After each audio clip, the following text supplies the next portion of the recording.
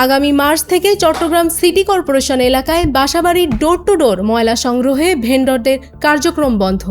April মাস থেকে বাসার ময়লা সংগ্রহের জন্য ভেন্ডরদের আর টাকা দিতে হবে না বলে ঘোষণা দিয়েছেন চসিক মেয়র ডাক্তার শাহাদাত হোসেন।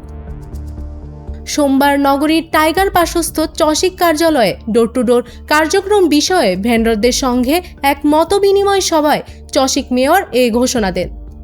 তিনি বলেন, চলতি ফেব্রুয়ারি পর্যন্ত ভেন্ডররা বাসাবাড়ি থেকে ময়লা সংগ্রহ করবেন। ফেব্রুয়ারির বকেয়া টাকা মার্চ মাসে ভেন্ডররা সংগ্রহ করবেন। এমনকি মার্চ থেকে চসিকের পরিচ্ছন্নতা বিভাগে কর্মরত 2000 পরিচ্ছন্ন কর্মী বাসা থেকে বর্জ্য সংগ্রহ করবেন। ফলে এপ্রিল মাস থেকে আলাদাভাবে নগরবাসীকে বাসার ময়লার জন্য কোনো টাকা দিতে হবে না। তার মতে, চট্টগ্রামে বর্জ্যের একটি অংশ খালনালায় চলে যায়। এজন্য উৎপাদিত বর্জ্যের শতভাগ সংগ্রহের লক্ষ্যে বেসরকারি ভেন্ডরদের বেশ কিছু ওয়ার্ডে পরীক্ষামূলকভাবে দায়িত্ব দেওয়া হয়েছিল। তবে বর্জ্য সংগ্রহে ভেন্ডররা ঠিকমতো সেবা দিতে পারছেন না এমন অভিযোগ পাওয়ায় বাসা থেকে ভেন্ডরদের বর্জ্য সংগ্রহ কার্যক্রম বন্ধ করা হচ্ছে।